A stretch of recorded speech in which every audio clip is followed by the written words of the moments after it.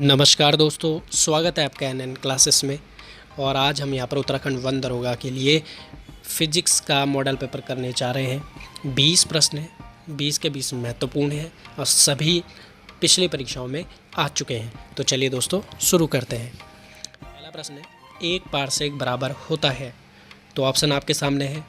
First है 4.25 प्रकाश वर्ष, second है 3.25 प्रकाश वर्ष, थर्ड है 4.50 प्रकाश वर्ष और फोर्थ है 3.05 प्रकाश वर्ष। तो इसका जो आंसर होगा वो होगा 3.25 प्रकाश वर्ष, या कभी कभी 3.26 लाइट ईयर भी इसे दे देते हैं। तो दोनों को ध्यान रखिएगा। साथ ही साथ ध्यान रखिएगा, पारसेक जो है ये दूरी का सबसे बड़ा मात्रक होता है, ध्यान रखिएगा, जिसे पैरालैक्टिक सेकंड का संक्षिप्त रूप भी कहते हैं। एक पारसेक बराबर होता है 3.25 प्रकाश वर्ष, और अगर आप इसे मीटर में देखोगे तो एक पारसेक बराबर होगा 3 × 10⁻16 मीटर। तो इम्पोर्टेंट क्वेश्चन है, कई बार पेपरों में आ जाता है। अगला क्वेश्चन है, एक प्रकाश वर्ष बराबर होता है। ऑप्शन फर्स्ट है 9.46 × 10⁻15 मीटर, सेकेंड है 1.496 × 10⁻11 मीटर, थर्ड है 3.08 × 10⁻16 मीटर और फोर्थ है इनमें से कोई नहीं। तो इसका जो आंसर होगा वो होगा 9.46 × 10⁻15 मीटर। तो एक प्रकाश वर्ष बराबर होगा 9.46 × 10⁻15 मीटर। अब देखिए प्रकाश वर्ष क्या होता है। तो प्रकाश वर्ष होता है प्रकाश द्वारा एक वर्ष में चली गई दूरी को प्रकाश वर्ष कहते हैं। प्रकाश द्वारा निर्वात में दूरी जो चली जाती है वो 9.46 × 10⁻15 मीटर होती है। दोनों ही क्वेश्चन इंपॉर्टेंट है, याद रखिएगा। अगला है, त्वरण की बीमा होती है। त्वरण जिसे हम एक्सेलरेशन या एक्सक्लेरेशन भी कहते हैं, तो इसकी बीमा आपको बतानी है। ऑप्शन आपके सामने है ml⁻², सेकेंड है l⁻⁻1, थर्ड है l⁻⁻2 और फोर्थ है ml⁻1 और t⁻²। तो देखिए त्वरण की जो बीमा होगी वो होगी l⁻⁻2 और त्वरण बराबर होता है वेग परिवर्तन बटा समय। ध्यान रखिएगा, सीधे सीधे कभी कभी फॉर्मूला भी आ जाता है और ये यहाँ पे इसके बारे में थोड़ा सा जानकारी आपको दी गई है। त्वरण की बीमा l⁻⁻2 है। त्वरण का मात्रक वेग परिवर्तन बटा समय बराबर मीटर पर सेकंड या मीटर इंटू सेकंड की पावर -2, जिसे हम कहते हैं l⁻²। अगला क्वेश्चन है, मूल राशियों ऑब्लिक मात्रकों की संख्या कितनी है। तो ऑप्शन फर्स्ट है 5, सेकंड है 6, थर्ड है 7 और फोर्थ है 9। तो इसका जो आंसर मूल राशियों की जो संख्या है वो कितनी है, 7 है। तो अब देखते हैं हमारे पास ये मूल मात्रक कौन से हैं। देखिए तो यहाँ पे बताया गया है, इसे देखिए,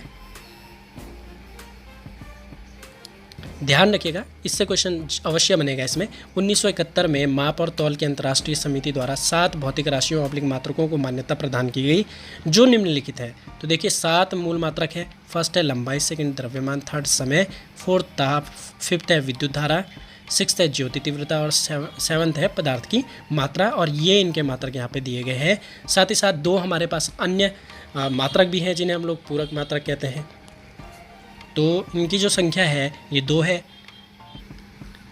जिसमें पहला है तलीय कोण, जिसे हम कहते हैं प्लेन एंगल, और इसका जो मात्रक होता है वो रेडियन होता है। और घन कोण जिसे हम सॉलिड एंगल कहते हैं, इसका होता है स्टेरेडियन। तो दोनों ही इंपॉर्टेंट है, ध्यान रखिएगा।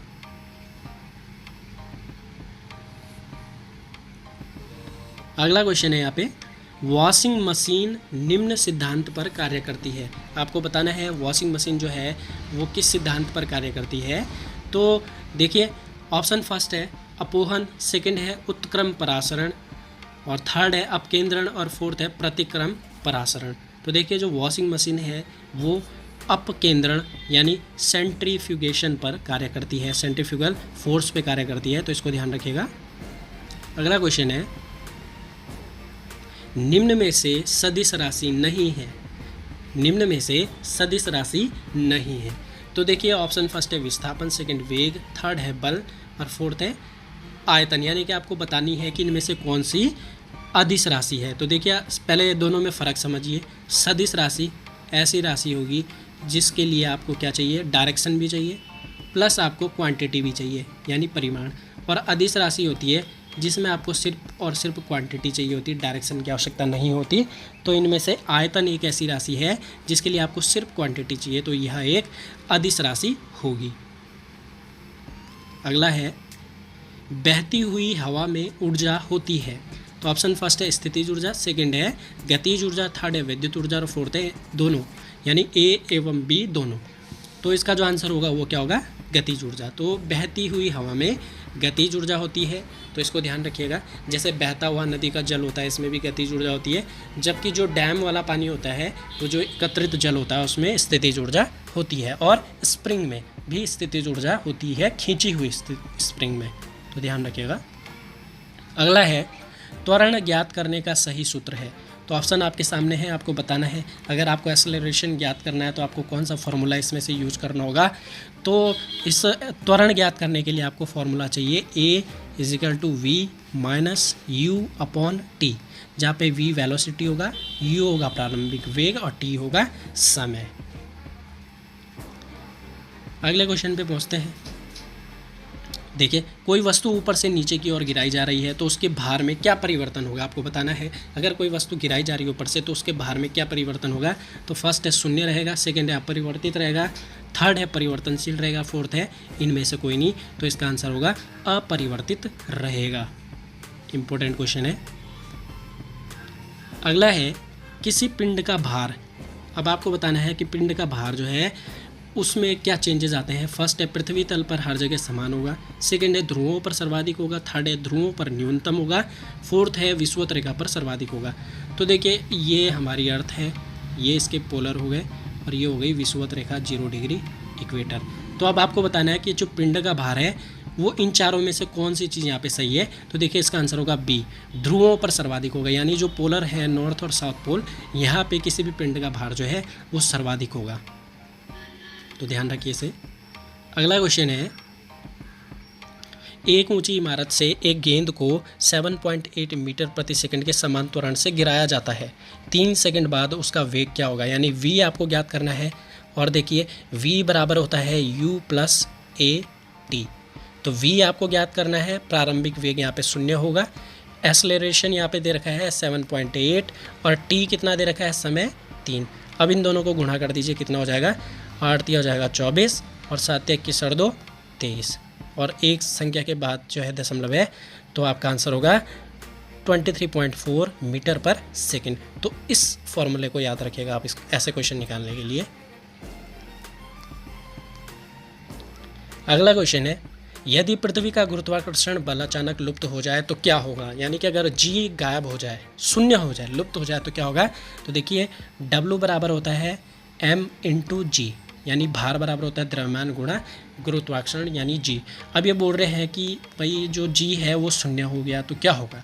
तो देखिए, जब आप m का गुणा 0 से करोगे तो 0 हो जाएगा, तो W क्या हो जाएगा, 0।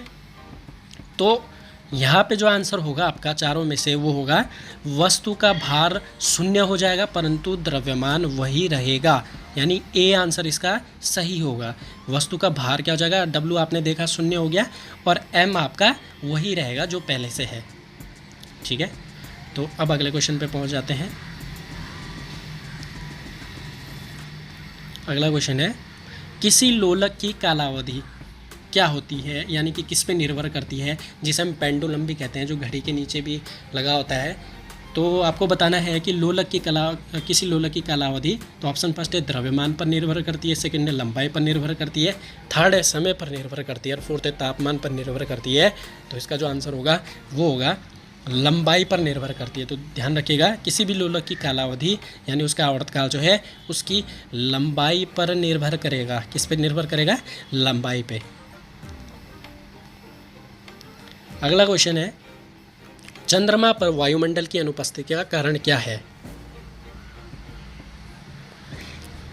चंद्रमा पर वायुमंडल की अनुपस्थिति का कारण क्या है। तो ऑप्शन फर्स्ट है यह पृथ्वी से बहुत दूर है, सेकंड है यह सूर्य के प्रकाश से चमकता है, थर्ड है क्योंकि यह एक उपग्रह है और फोर्थ है चंद्रमा पर पलायन वेग का मान पृथ्वी से कम है। तो देखिए, पृथ्वी का पलायन वेग का मान है 11.2 किलोमीटर प्रति सेकंड, जबकि चंद्रमा का है 2.4 किलोमीटर प्रति सेकंड। तो देखिए, चंद्रमा का मान कम है, तो ऑप्शन क्या होगा, चंद्रमा पर प्लान वे का मान पृथ्वी के मान से कम है। तो ये आपके सामने यहाँ पे नोट है, इसको भी आप देख सकते हैं। अगले क्वेश्चन पे बढ़ते हैं। तो देखिए अगला क्वेश्चन है, वेग परिवर्तन की दर को क्या कहते हैं? ऑप्शन फर्स्ट है संवेग, सेकंड है त्वरण, थर्ड है आवेग, फोर्थ है बल। तो इसका जो आंसर होगा, वेग परिवर्तन की दर क्या कहलाता है? त्वरण। अगला है, प्रत्येक क्रिया के बराबर व विपरीत दिशा में एक प्रतिक्रिया होती है, यह न्यूटन का कौन सा नियम है? प्रत्येक क्रिया, यानी कि अगर आप इस दिशा में कोई कार्य कर रहे हो तो ठीक इसके विपरीत इस दिशा में भी उतना ही कार्य होगा, उतना ही भार लगेगा। तो ये न्यूटन का तीसरा नियम है, जिसे क्रिया प्रतिक्रिया का नियम भी कहा जाता है। अगला क्वेश्चन है, दलदल में फंसे व्यक्ति को लेटने की सलाह दी जाती है, क्यों? यानी कि अगर कोई व्यक्ति दलदल में फंस गया तो उसे क्या सलाह दी जाती है? ऑप्शन आपके सामने, क्षेत्रफल अधिक होने से दाब कम हो जाता है, सेकंड है क्षेत्रफल अधिक होने से दाब अधिक हो जाता है, थर्ड है दाब और क्षेत्रफल में कोई संबंध नहीं है, फोर्थ है उपरोक्त में से कोई नहीं। यदि कोई व्यक्ति दलदल में फंसा है तो उसे बोला जाता है कि आप लेट जाओ, सीधे खड़े मत रहिए, लेट जाइए। तो इसका आंसर होगा, लेटने के लिए इसलिए कहा जाता है क्योंकि देखिए क्षेत्रफल अधिक होगा, ये कोई दलदल है, और अगर व्यक्ति ऐसे इसमें लेट गया तो क्षेत्रफल अधिक हो जाएगा, जिससे प्रेशर कम होगा, क्योंकि प्रेशर डिवाइड हो जाएगा। तो इसलिए क्षेत्रफल अधिक होने से दाब कम हो जाता है और उस व्यक्ति के बचने की जो संभावना है वो अधिक हो जाती है। फिर है, यदि एक लिफ्ट एक समान वेग से ऊपर की ओर जा रही है तो उसमें स्थित व्यक्ति का भार क्या होगा? तो ऑप्शन फर्स्ट है बढ़ जाएगा, सेकंड है घट जाएगा, थर्ड है अपरिवर्तित रहेगा, फोर्थ इनमें से कोई नहीं। तो इसका आंसर होगा अपरिवर्तित रहेगा। अगला क्वेश्चन है, सेकंड पेंडुलम का आवर्तकाल होता है। सेकंड पेंडुलम का आवर्तकाल आपको बताना है। ऑप्शन आपके सामने है 4 सेकंड, 3 सेकंड, 2 सेकंड या 1 सेकंड। तो सेकंड पेंडुलम क्या होता है? देखिए, आप कोई एक ऐसा आधार है, इस पर एक डोरी पे आप एक पत्थर को बांध दीजिए और फिर इसको खींचिए और छोड़ दीजिए यहाँ पे, तो ये कुछ ऐसी गति करने लगेगा इस तरफ। तो ये इसका पूछा जा रहा है, इसका टोटल का क्या आवर्तकाल का समय क्या होगा? तो ध्यान रखिएगा, ये होता है 2 सेकंड। बहुत बार क्वेश्चन आता है, इंपॉर्टेंट क्वेश्चन है। अगला है, भारतीय विज्ञान संस्थान इंडियन इंस्टीट्यूट ऑफ साइंस कहाँ स्थित है? तो ऑप्शन फर्स्ट है आपके सामने बेंगलुरु, सेकंड मुंबई, थर्ड नई दिल्ली और फोर्थ है पुणे। तो इसका जो आंसर होगा वो होगा बेंगलुरु में। तो ध्यान रखिए, साइंस सिटी भी कहा जाता है बेंगलुरु को। तो इंपॉर्टेंट क्वेश्चन है ये। और देखिए, आज का जो आपको क्वेश्चन दिया जा रहा है घर के लिए, तो वो ये है, आपको क्वेश्चन जो है वो है, विद्युत मोटर जो होती है, विद्युत मोटर ये किस सिद्धांत पर कार्य करती है? ये आपको कमेंट बॉक्स में बताना है। विद्युत मोटर किस सिद्धांत पर कार्य करती है, ये आपको कमेंट बॉक्स में बताना है। साथ ही साथ देखिए, बायोलॉजी का अगला सीरीज़ आने वाला है। सीरीज़ मतलब पूरा जो हमारा पहला यूनिट है साइटोलॉजी, कोशिका विज्ञान, उसके एमसीक्यू तैयार हो रहे हैं। पूरा चैप्टर वो एमसीक्यू से क्लियर हो जाएगा। साथ ही साथ देखिए, जिन भी लोगों ने अभी तक हमारा जो उत्तराखंड वन दरोगा का विशेष पाठ्यक्रम नहीं लिया है, आप ले लीजिए उसे, क्योंकि वो आपको बहुत ज़्यादा मदद करेगा। मैं आपको पहले भी बता चुका हूँ, आप उसे ले लीजिए। मैं वीडियो के डिस्क्रिप्शन में लिंक दे रहा हूँ। दोस्तों, अगर आपका कोई सुझाव है तो आप मुझे बता सकते हैं। साथ ही साथ अगर आपको वीडियो पसंद आया तो लाइक ज़रूर कीजिएगा। आज के लिए बस इतना ही। जय हिंद, जय उत्तराखंड।